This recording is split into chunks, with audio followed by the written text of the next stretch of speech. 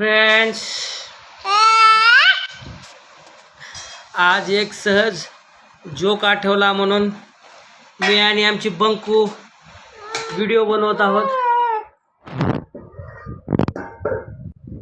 तर जोक असा आहे, सासरा आणि जावयाचा जोक आहे.